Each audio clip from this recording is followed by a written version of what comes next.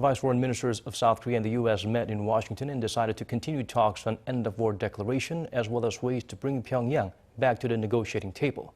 The two diplomats also agreed to continue cooperating on various issues, including COVID-19 vaccines and global supply chains.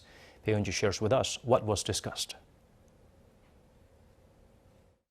South Korea's Vice Foreign Minister Choi Jong-kun held talks with his U.S. counterpart Wendy Sherman in Washington on Tuesday U.S. local time. Seoul's foreign ministry said the two diplomats decided to continue discussions on ways to bring North Korea back to the negotiating table.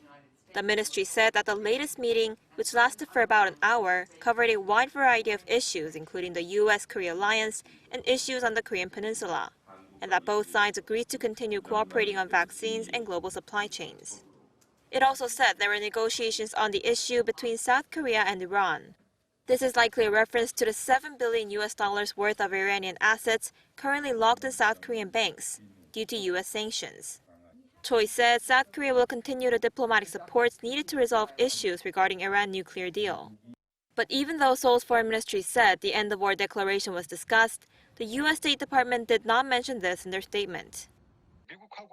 I don't think there weren't any discussions between the two countries. It's just that the way the two countries value the end-of-war declaration can be different.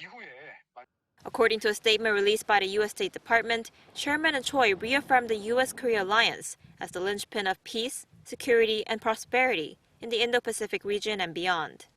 It also said the two discussed North Korea and shared commitment to the complete denuclearization of the Korean peninsula.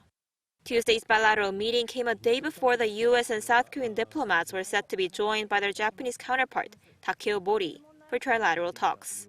Bae Eun-ji, Arirang News.